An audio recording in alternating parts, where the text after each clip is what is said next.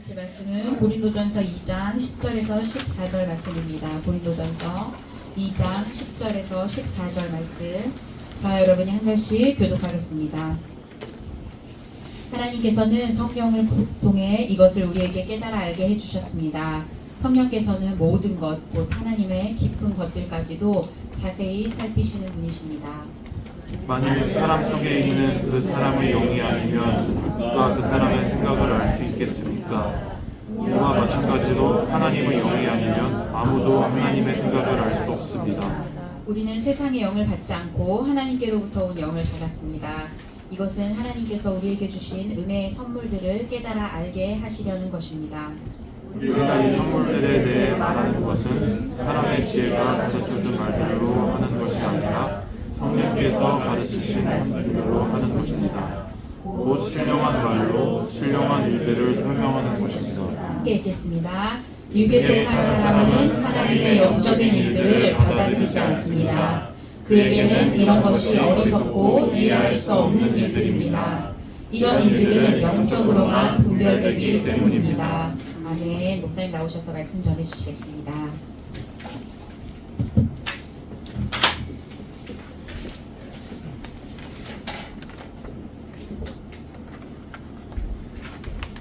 전화기 전에 영상을 한번 풀어주시죠. 불을 좀 꺼주시죠.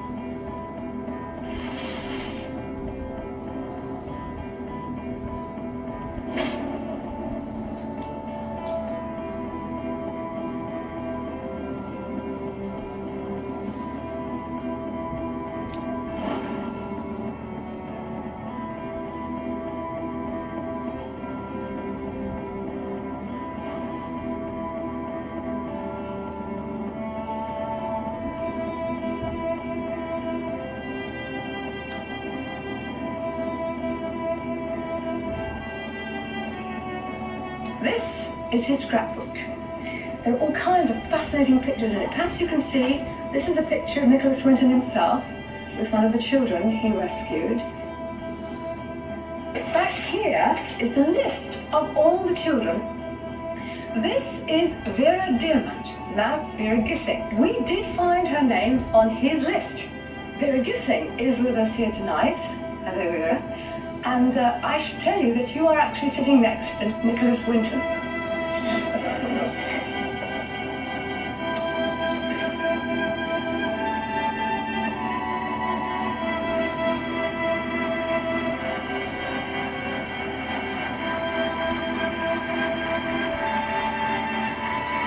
Is there anyone in our audience tonight who owes their life to Nicholas Winton? If so, could you stand up, please?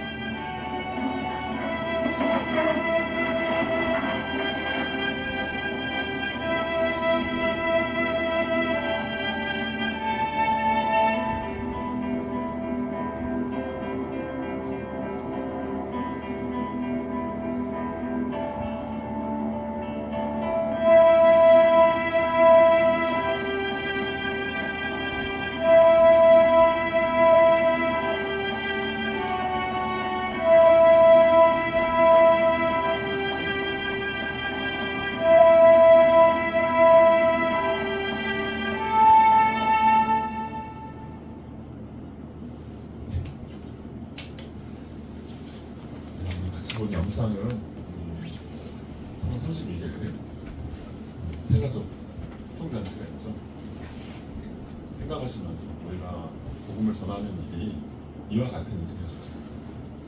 한 사람을 살리고 또 많은 생명들을 구원하는 소중한 가치 있는 부름이라고 하는 것도 우리가 기억하는 뜻에서 같이 하고요. 저쪽 뒤쪽에 세 가지 초청 카드가 있습니다. 혹시 말씀을 전하시려고 하시는 분들이 있으시면 기도 요청 카드도 같이 있으니까요. 하시면 같이 보고 했으면 좋겠습니다. 오늘 저는 본문 말씀 통해서 복음의 언어로 세워지는 교회 하나님 말씀 전달해볼게요. 저희가 계속해서 6주 동안 말씀이 공교롭게도 예수님의 지혜에 대한 지혜로 세워지는 교회에 대한 말씀들이 계속 이어졌습니다. 그래서 바울과 특별히 바울과 야고보가 하나님 나라 복음의 주제 중에서 이 지혜로운 건축자의 비유를 계속해서 인용하고 있다고 하는 것들을 살펴봤습니다. 그래서 지혜로운 건축자는 교회로 부름받은 각자의 인생을 말한다. 그리고 또 하나는 그런 각각의 교회가 모인 공동체적인 교회를 우리가 같이 세워가고 있다. 그래서 교회라고 하는 것은 이렇게 우리도 교회를 세워져 가고 있고 또 같이 모인 우리가 공동체적으로 같이 세워져 가는 그런 교회다라고 하는 것들을 살펴봤습니다. 특별히 바울과 야고보는 교회를 세울 때 항상 똑같이 강조했던 게 뭐였냐면 토대였습니다. 토대. 어디에 교회를 세우고 있느냐, 어떤 기초에 교회를 세우고 있느냐, 우리의 인생을 어떻게 세울 것이냐라고 하는 것들을 물어보면서 그 기초에 대한 이야기를 합니다. 그래서 그 기초를 말씀이다라고 얘기해요. 예수 그리스도의 말씀 위에 교회를 세우고 있는지를 점검하라고 하는 거죠. 그래서 말씀 위에 세우고 있는지 아닌지를 어떻게 점검할 수 있느냐라고 하는 그런 표지들을 이야기해 주는데, 그 표지가 뭐였냐면 좋은 열매 아니면 나쁜 열매, 나무 비유를 쓰면서 어떤 열매를 맺고 있는지를 스스로 살펴보라고 얘기합니다. 우리의 삶 속에 어떤 열매들이 드러나고 있는지 이것들을 살펴보라고 말하고 있습니다. 여기서 우리는 한 가지 생각해 볼 것이 뭐냐면, 우리가 복음을 오해하고 있는 것 중에 하나가 있습니다. 그게 뭐냐면 구원을 현실 속으로 가져오지 못하는 것입니다. 굉장히 구원이라고 하는 질 자체를 초월적으로만 생각해요.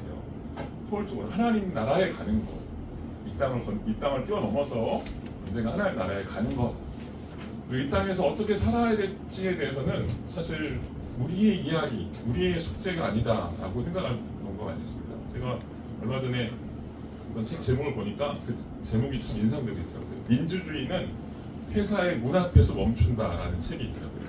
근데 그거를 기독교 신앙과 연결해 보면 복음은 예배당 문 앞에서 멈춘다 이렇게 얘기하셨어요.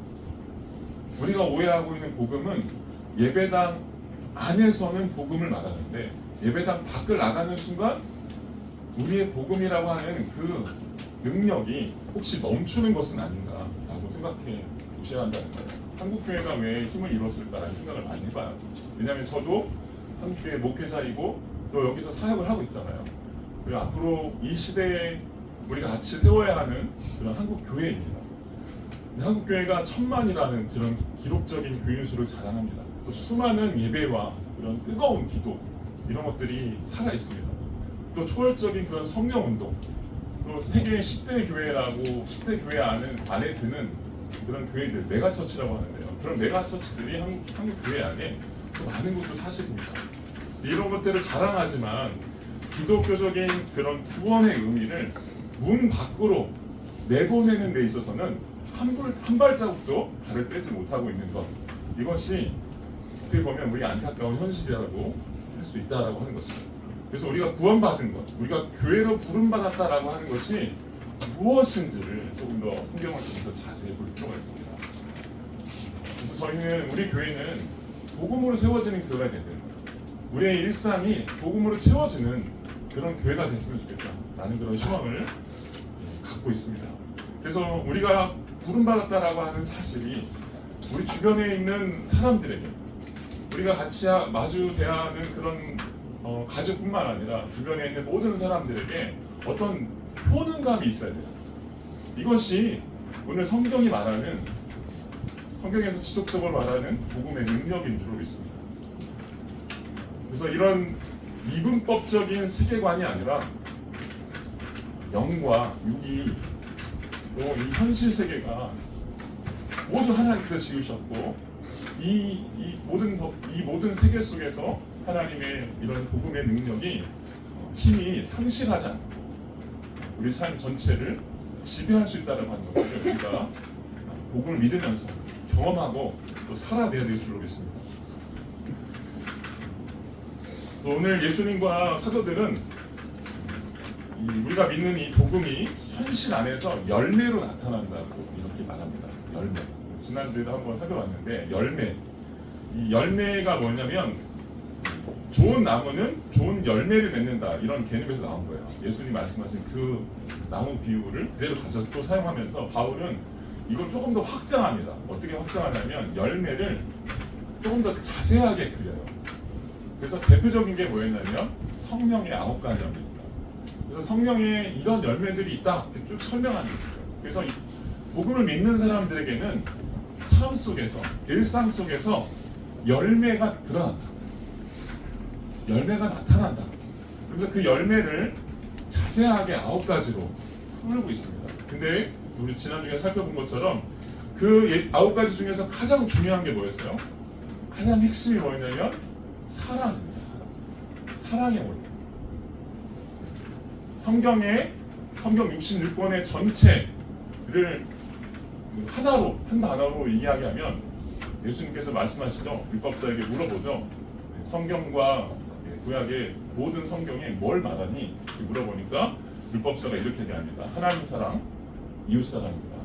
예수님께서 칭찬하시죠. 네가 잘한다. 모든 성경은 다 하나님의 사랑에 대해서 말하고 있어요. 그래서 우리가 예수를 믿고 복음을 믿으면 뭐가 드러날까요? 사랑이 나타납니다. 그래서 모든 일을 하면서도 지난주에 살펴본 것처럼 고린도서 12장, 13장, 14장, 12, 13, 14가 쭉 같은 문맥이라고 말씀드렸어요. 근데 12, 13, 14가 성도들의 삶 속에 복음을 믿는 성도들의 삶 속에 어떤 하나님의 하늘에 속한 어떤 은사들이 내려온다 이렇게 얘기를 해요. 그래서 그 은사에 대한 자세한 설명을 나오는데 재미있는 것은 12장과 14장이 은사에 대해서 말하고 있는데 그 중간에 정확하게 그 중간에 사랑장이 딱 들어가 있어요. 사랑장이 딱 들어가 있으면 13장에 딱 이야기하는 게 뭐냐면 너희가 아무리 좋은 은사를 천사의 말을 한다 할지라도 예언하는 능력이 있다 할지라도 사랑이 없으면 아무것도 아니다 이런 얘기예요. 무슨 얘기예요? 우리의 삶 속에 어떤 것을 열매 맺고 있느냐 복음의 열매가 드러나고 있느냐 스스로 판단해보라. 오늘 살펴볼 말씀은요 이거 연장선입니다. 연장선인데 이렇게 말씀드린 대로 계속 말씀드린 대로 지혜로운 사람은요 열매를 맺는다. 근데 그 열매는 복음의 열매로 나타난다 이렇게 설명하고 있습니다. 사랑의 열매로 나타난다. 복음이라고 하는 것들이 어떤 구체적인 것들로 드러난다라고 말해요. 그래서 오늘 우리의 삶 속에 그러면 어떤 것들이 열매됐으면 좋겠는가라고 하는 것들을 살펴보겠습니다. 그 중에 특별히 말입니다. 지난주에는 사랑의 언어에 대해서 말씀드렸고 오늘은 복음의 언어에 대해서 살펴보려고 합니다. 복음의 언어라면 좀 생뚱맞다. 이게 뭐야? 복음의 언어? 이런 게 있어? 복음의 언어로 어떻게 말하지? 라고 하는 생각을 할 수도 있습니다. 제가 오늘 말씀드리려고 하는 거는 제프 벤더스펠트라는 목사님이 쓰신 복음의 언어라는 책이 있어요. 복음의 언어. 오늘 PPT를 안 가졌습니다. 그래서 오늘 잘 들어주셔야 돼요. 제가 좀 걱정이 되는데 이게 중요한 개념들을 잘 설명을 드리려고 하는데 이 복음의 언어라고 하는 책에서 그런 얘기를 해요. 똑같이 이야기합니다. 제가 오늘 설명드렸던 그런 말씀대로 예수의 말씀 위에 인생을 건축하면 그것이 복음 위에 세워지는 인생이고 그 인생은 어떻게 되냐면 변화받아요. 변화받아서 그 마음이 바뀝니다. 그 마음이 바뀌고 그 마음에서 바뀐 것들이 어떻게 드러나게 되는데 그것은 반드시 복음으로 드러납니다. 복음의 능력으로 드러납니다. 그 중에 하나가 복음의 언어라고 하고 있습니다. 그래서 우리 안에 이 책의 제목이 복음의 언어인데요. 원래 원제는 가스펠 플루언시 해가지고 복음의 유창성, 복음의 유창한 복음 이런 뜻입니다. 그래서 복음이 풍성하고 유창해지면 어떻게 돼요? 우리 안에서 나와요. 이런 얘기를 합니다. 그래서 예수 믿으면 우리의 사용하는 언어가 바뀐다. 이런 얘기를 하는 것이죠. 그래서 그런 면에서 보면요, 예수 믿는다는 게 뭐냐면 새로운 언어를 배우는 거예요. 새로운 언어를. 이건 비유인데요. 우리가 예수 믿잖아요. 그러면 새로운 언어를 사용하는 사람으로 하나님 부르죠. 아멘? 이게 뭐냐면 복음의 언어를 배우게 하십니다. 이거 마치 외국어를 배우는 거랑 똑같아요. 외국어 배우는 게 쉬울까 어려울까요? 저도 영어를 많이 공부를 했는데 잘못 배워가지고 영어가 잘 안 돼요. 잘 안 되는데 우리 교회는 영어 잘하시는 분들 굉장히 많으시더라고요. 부럽기도 하고 그러는데 우리가 복음을 배우는 것도 외국어를 배우는 거하고 굉장히 비슷합니다. 굉장히 비슷합니다. 그래서 한편으로 저는 이런 생각을 했어요. 이 땅에서 구원받았다라고 하는 것은 하나님께서 우리를 이중 언어를 사용하는 사람으로 부르신 거구나. 새로운 언어를 배우라고 부르신 거구나 라고 하는 것들을 깨닫습니다. 그래서 우리가 복음의 언어를 어떻게 사용해야 될지 훈련하셔야 돼요. 아멘? 이게 굉장히 중요합니다. 복음의 언어를 사용할 줄 아셔야 돼요. 삶 속에서. 특별히 교회가 아니라요. 일상에서. 내가 생각하는, 내가 마주하는 모든 선택 안에서 복음으로 생각하고 복음으로 말할 줄 아셔야 돼요. 고린도전서 오늘 같이 읽은 고린도전서 2장 10절부터 오늘 본 말씀 해봤는데 사실은 1장부터 보셔야 돼요. 1장부터. 제가 PPT를 다 해놨는데 안 갖고 왔습니다. 그래서 그냥 성경을 볼 거예요. 한번 찾아보겠습니다. 고린도전서 1장 17절부터.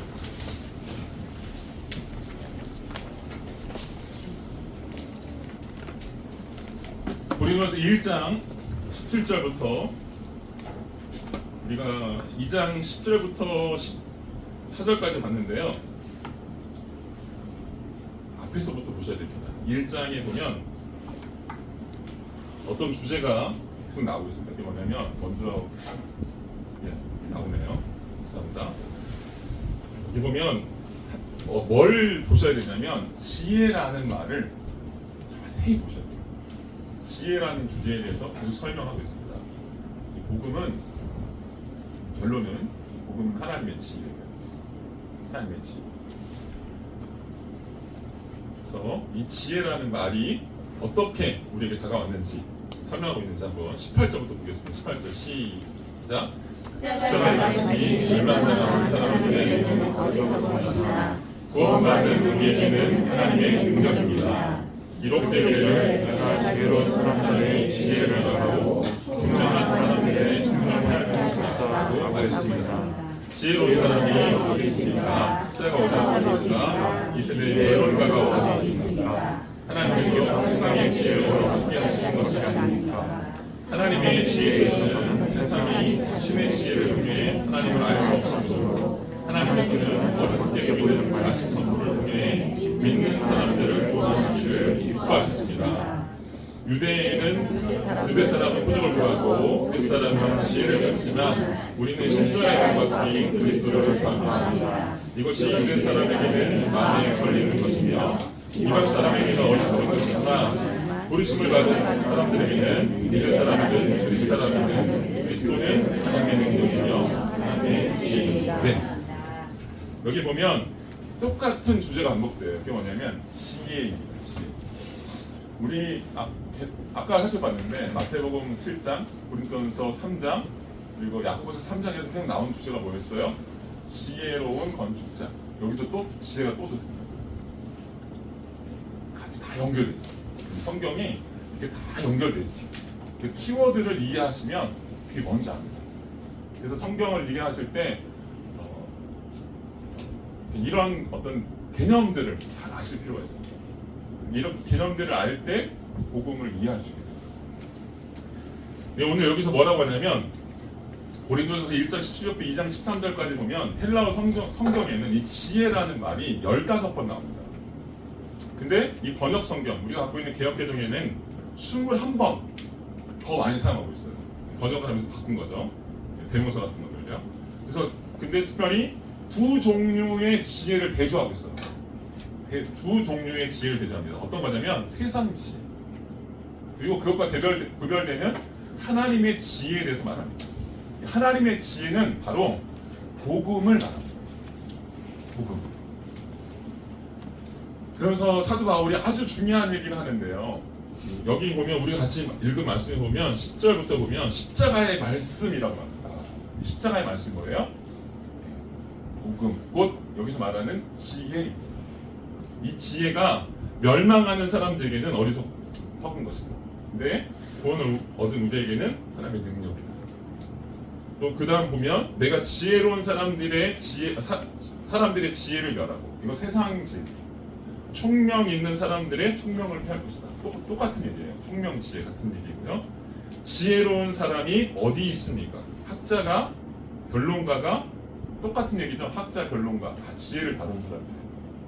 근데 그런 사람들이 세상의 지혜를 어리석게 하시는 것이 아닙니까? 근데 무슨 얘기냐면 하나님의 지혜는요, 세상 지혜로 알 수 없다는 거예요. 하나님의 지혜는 비밀에 속합니다. 비밀에 속합니다. 그래서 하나님의 지혜를 세상 사람들은 어떻게 이해하냐면 어리석게 이해합니다. 어리석은 거라고 생각해요. 십자가의 도, 여러분 믿어지십니까? 예수님이 여러분을 위해서 십자가에 달려 돌아가 십자가에서 죽으신 것을 믿으십니까? 아멘? 이게 간단한 문제가 아닙니다. 우리가 믿어지는 게 간단한 일이 아니에요. 아시겠습니까? 여러분은 지금 큰 산을 넘어오신 거예요. 어떤 산? 세상의 지혜가 알지 못하는, 세상의 지혜로 절대로 알아낼 수 없는 그런 비밀을 여러분들은 알고 있는 것입니다. 아멘? 그래서 세상 사람들은요, 이 십자가에 대해서 이야기하잖아요. 예수님이 우리를 위해 십자가에 돌아가셨어. 우리 다 죄인인데 예수님이 이렇게 큰 은혜를 주셨어 라고 얘기하면 말도 안 되는 소리거든요. 말도 안 된다는 얘기합니다. 그리고 이런 얘기 하는 거를 뭐라고 생각할까요? 너 미쳤어. 미쳤다는 얘기가 뭐예요? 말도 안 된다는 얘기예요. 말도 안 된다는 얘기예요. 자기가 생각할 때는 절대로 이해할 수 없는 거예요. 근데 우리는 지금 그걸 넘어선 것입니다. 넘어선 거예요. 어떻게 넘어설 수 있었을까요?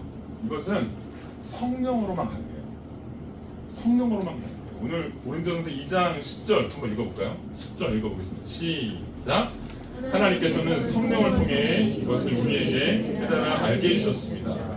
성령께서는 모든 것, 하나님의 깊은 것들까지도 자세히 살피시는 분이십니다. 11절 같이 읽겠습니다. 만일 사람 속에 있는 그 사람의 영이 아니면 누가 그 사람의 생각을 알 수 있겠습니까?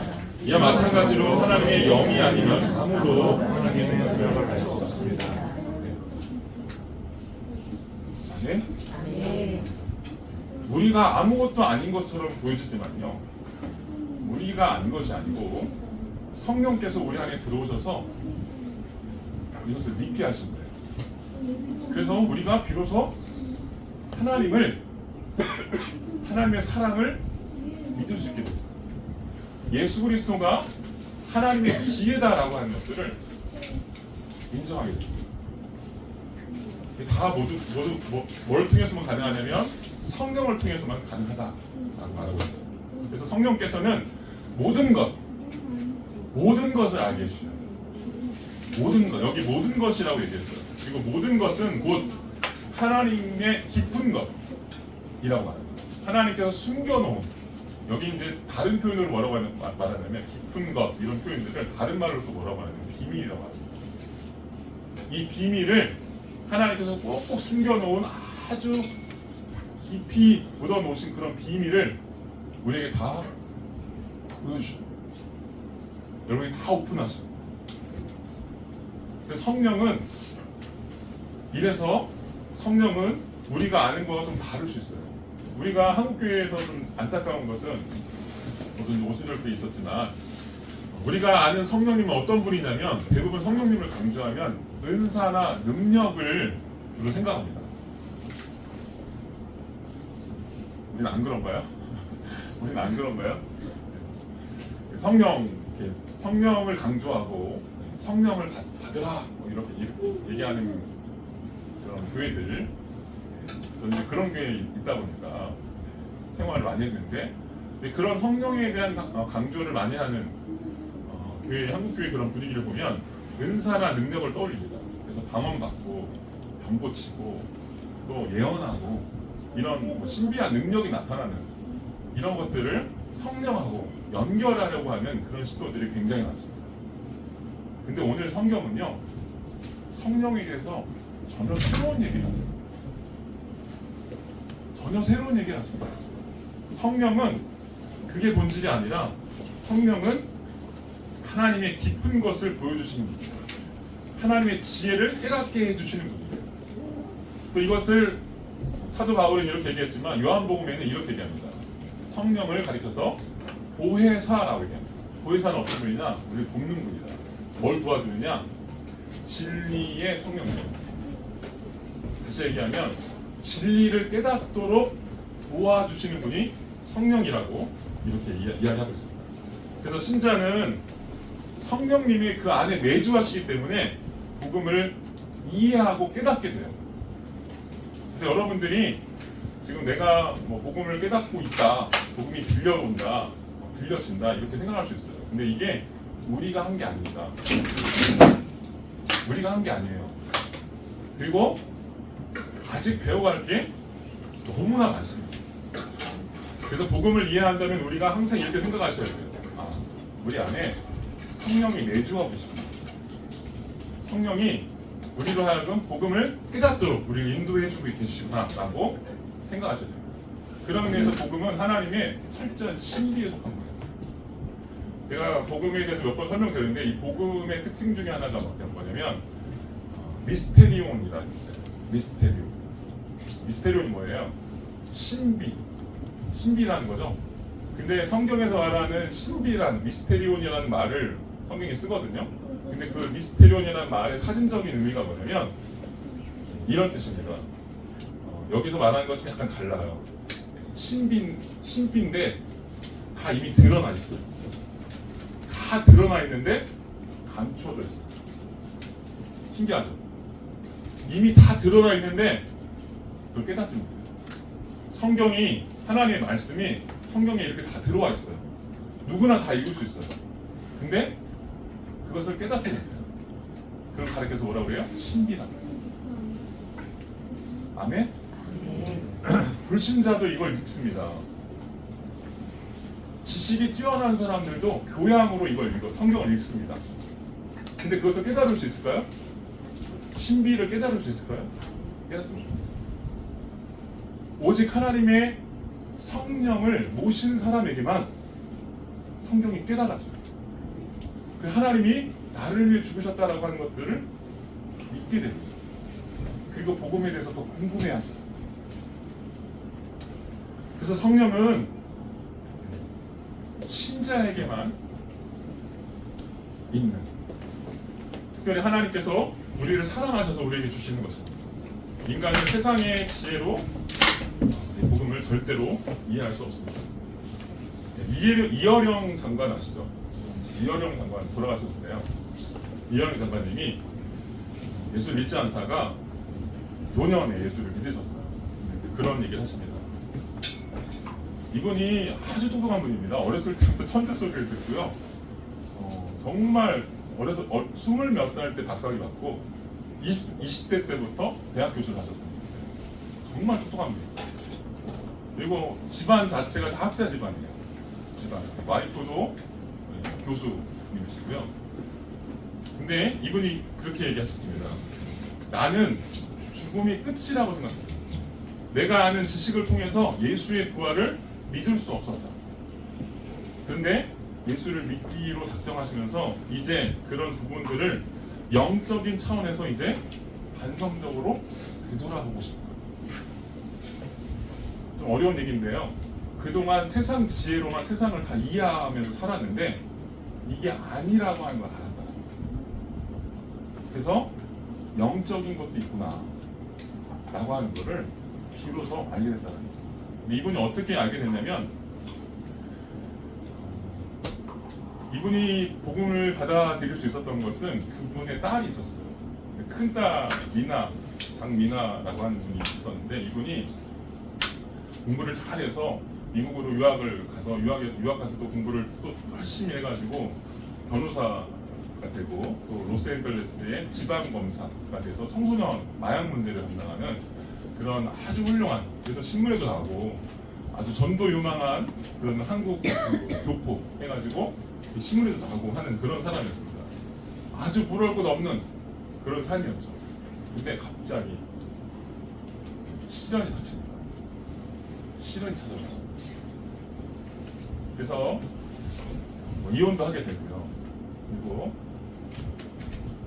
자식이 아주 심각한 그런 ADHD 경계성 장애를 앓으면서 거의 자폐까지 가는 그런 경계성 장애를 앓습니다.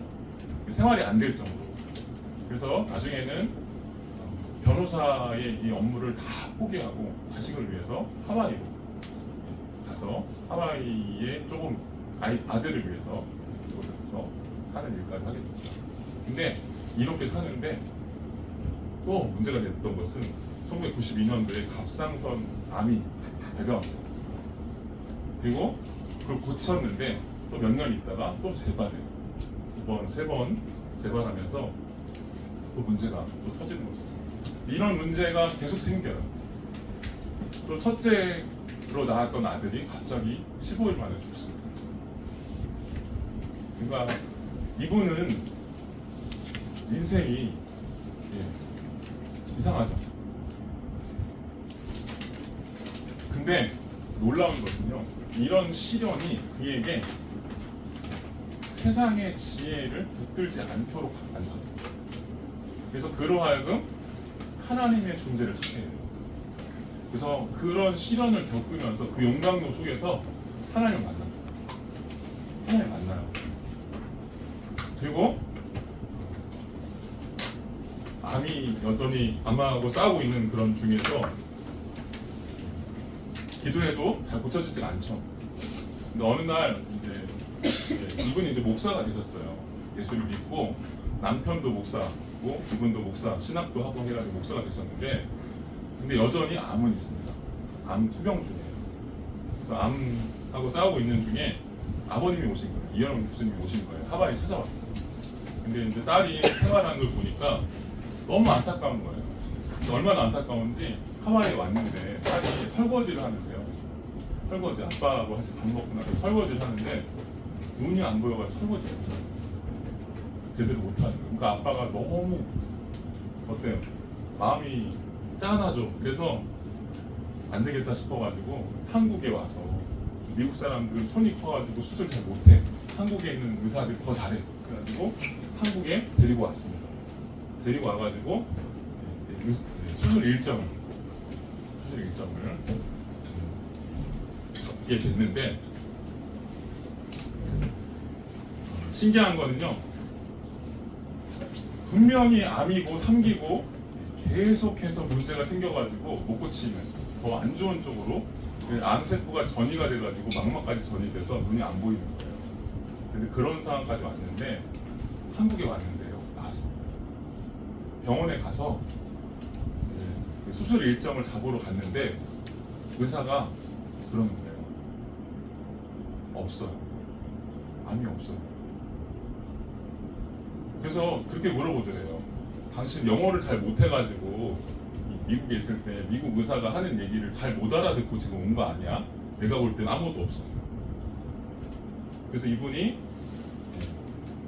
그 당시 이제 너무 감사해서 울면서 교회에서 간증한 자기가 고침 받았다고 하나님 고쳐주셨다고 하는 이야기가 아주 신문에 나오기도 하고 그랬습니다.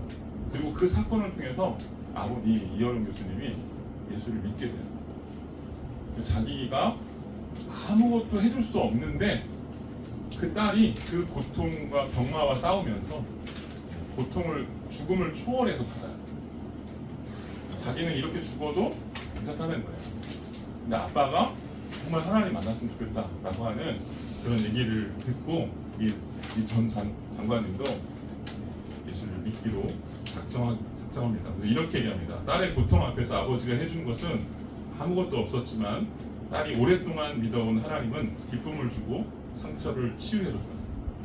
딸이 믿는 대상에 대해 지성이 아닌 경배의 대상으로 다가가고 그런 믿음을 딸과 함께 공유하고 싶다.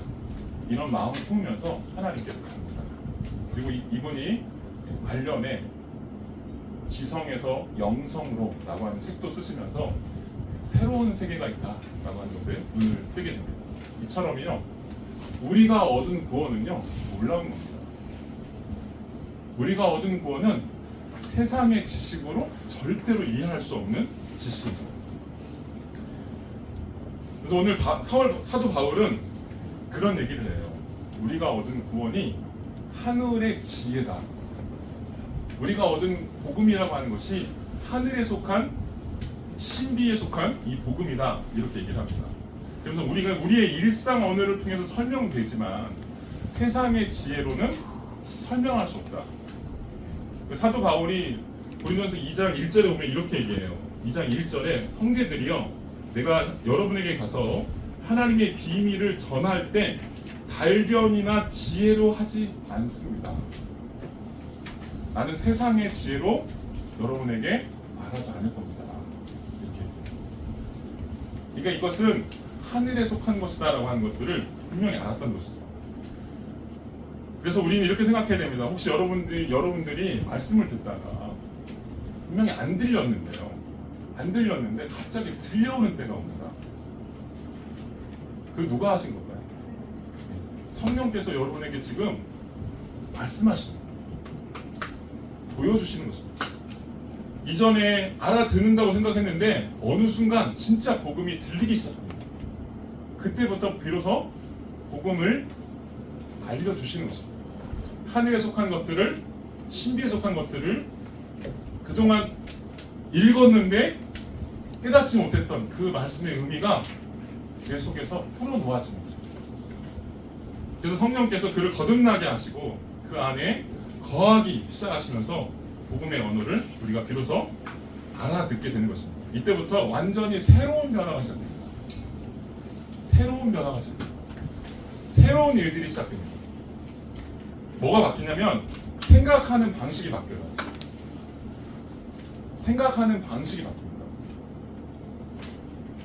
그래서 사도 바울은 로마서 8장 6절에 이렇게 얘기했습니다. 육신의 생각은 사망이요 영의 생각은 생명과 평안이다. 사도 바울은 두 가지 생각이 있다. 제가 이중 언어 말씀드렸죠. 두 가지 생각을 갖고 삽니다. 뭐냐면 육신에 속한 생각, 또 영에 속한 생각.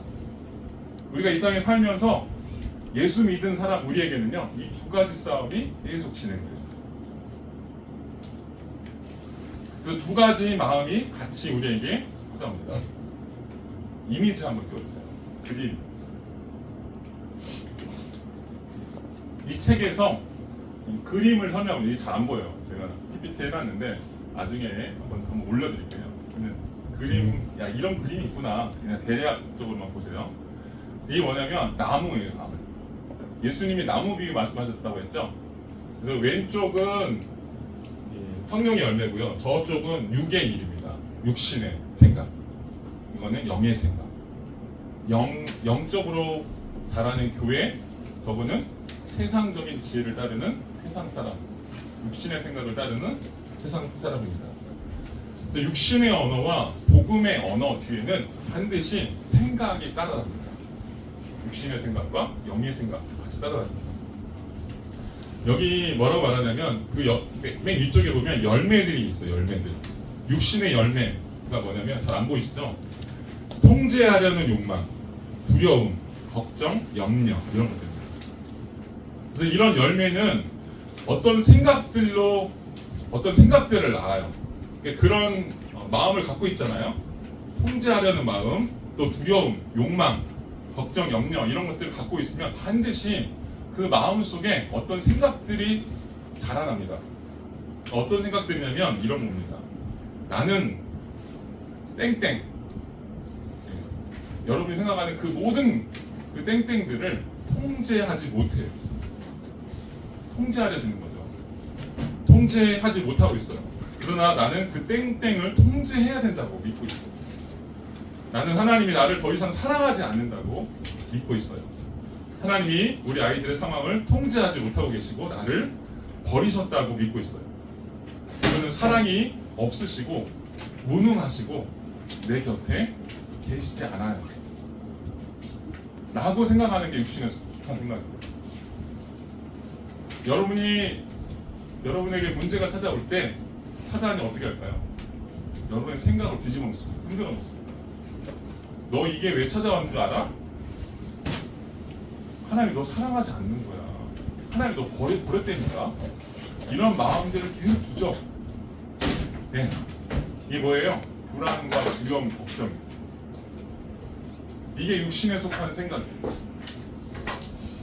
또 성령의 열매는 어떤 열매들이냐? 성령의 9가지 열매 좀 생각하시면 돼요. 사랑, 기쁨, 평안, 소망 이런 것들이죠. 근데 이것들은 역시 똑같이 영의 생각을 낳습니다. 영의 생각으로 나옵니다. 어떤 마음들을, 어떤 생각들을 하냐면, 어떤 말들을 하냐면 이런 겁니다. 나는 사랑받고 있어요. 나는 사랑받고 있어요. 나는 혼자가 아니에요. 나는 예수님 안에서 무엇이든지 할 수 있어요. 예수님이 나를 위해 다 죽으셨어요. 죽음에서 또 그리고 부활하셨어요. 하나님의 영이 이제 내 안에 계십니다. 하나님은 나를 사랑하십니다. 하나님은 능력이 있으시고 나와 모든 것을 통제하시고 나의 주인으로 나와 함께하고 계세요. 이게 뭐예요? 영에 속한 생각이에요. 그래서 예수 믿으면 복음의 언어들이 들리기 시작하잖아요. 복음의 하늘에 속한 신비에 속한 하나님의 지혜에 속한 것들이 들려지고 믿어지기 시작하면 우리 생각이 이런 식으로 바뀝니다. 아멘? 아멘.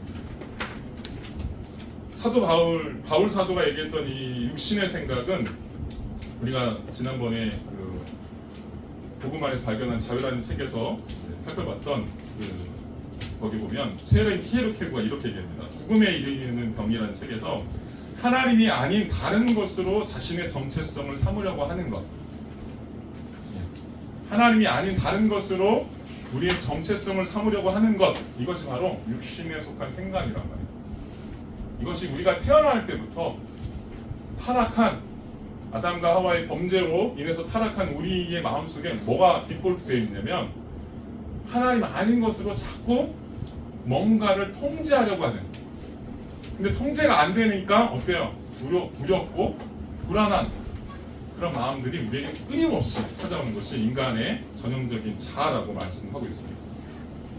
그래서 육신의 생각은 일관되게 그런 방식으로 생각이 돌아가는 걸 말합니다. 계속해서 뭔가를 내가 통제하려고 해요.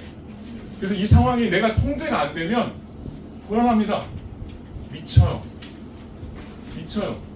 근데 하나님 믿는 사람은 어때요? 그걸 믿는 사람은 어때요? 하나님의 통치를 인정합니다. 내가 통제 안 해도 돼요.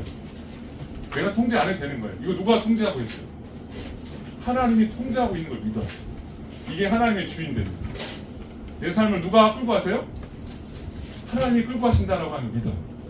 그리고 나는 지금 여전히 하나님이 나를 사랑하신다라고 믿는 것입니다. 이게 바로 영적인 생각입니다. 그래서 이 영적인 생각이 계속해서 돌아가는 거예요.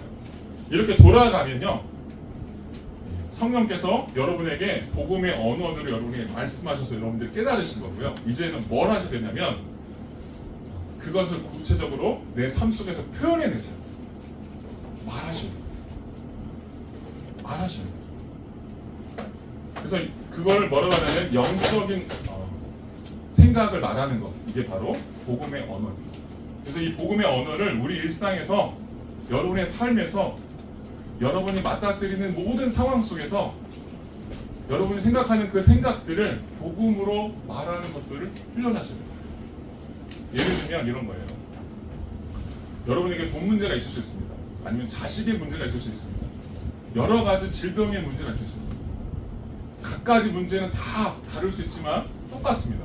문제라는 면에서. 근데 이런 문제가 있을 때 어떻게 해야 할까요? 어떻게 해야 될까요? 먼저 어디서부터 시작되냐면 전쟁이 우리 마음속에서 시작돼요. 생각. 이 문제를 내가 통제하고 싶은 이런 마음속에서 불안이 시작되고요. 근데 이것에서부터 자유하십니다.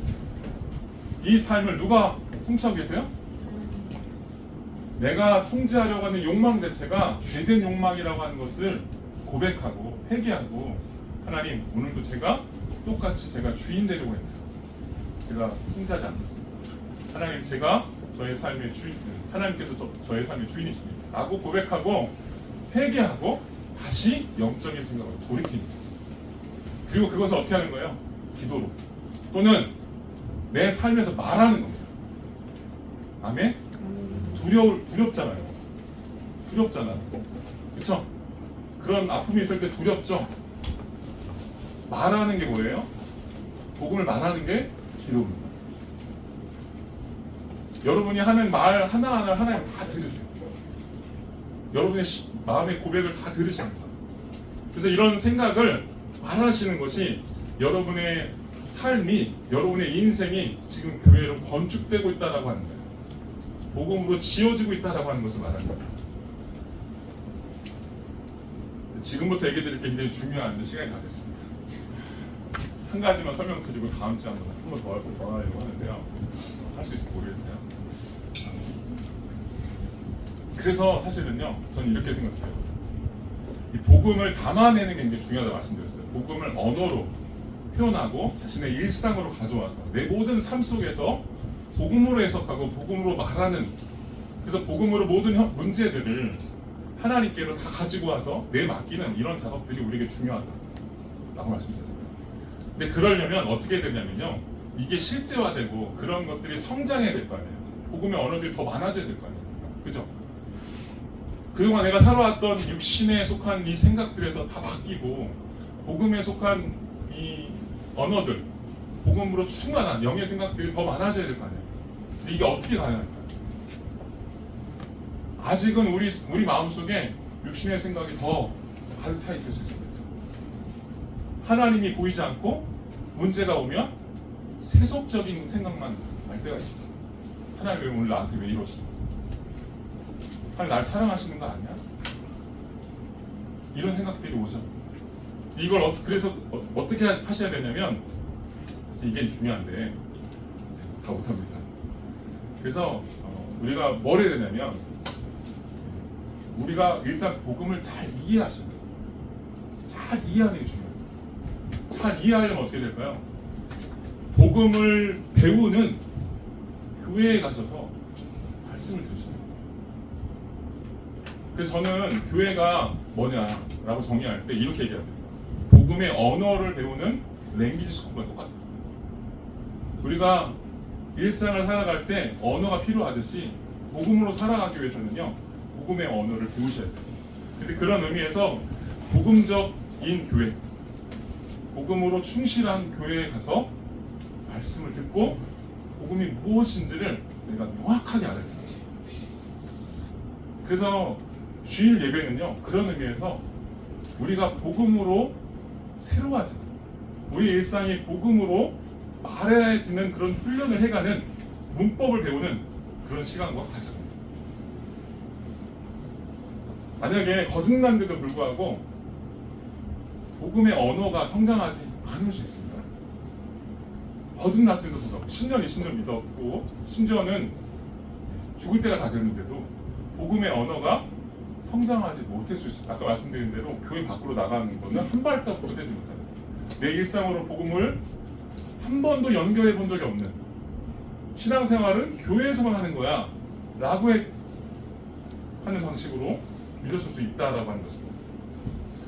그래서 이렇게 교회에 와서 어떻게 하는 거냐면 언어를 배우는 거예요. 언어를 배우는 거예요. 그 아이가 태어나면 언어를 배울 때 처음에는 가족들 부모가 얘기하는 그런 부모의 언어를 듣잖아요. 들으면서 엄마, 아빠 이렇게 얘기하면서 조금씩 들은 그 단어들을 이제 나중에 시간이 지나면 이제 문장으로 연결을 해서 완성을 하잖아요. 이렇게 하는 것처럼 우리도 복음적인 설교를 들으면서 어떻게 해요? 복음이 무엇이구나 라고 하는 걸 깨닫고 단어들을 연결해서 말할 수 있는 거예요. 그래서 내 삶 속에서 아까 얘기한 대로 육신의 생각이 아닌 영에 속한 생각들을 품고 그것을 말하는 데까지 가셔야 돼요. 그래서 교회는 그것을 배우는 것입니다. 아멘? 할 게 있는데 여기까지 하겠습니다. 그래서 저는 우리 교회가 여러분의 일상에서 단순히 예배를 드리고 하나님께 와서 오늘 내가 할 일 다 했다 이렇게 생각하지 않으셨으면 좋겠어요. 할 일은 어디 있는 거예요? 교회에서 할 일 다 한 게 아니고요. 일상에서. 교회 문 밖을 나가면서부터 시작된 거죠. 아멘? 그런 복음의 언어들이 여러분의 인생 속에 여러분이 세워가는 그런 교회 안에 더 가득하게 일어나시기를 주의 축원합니다. 기도하겠습니다.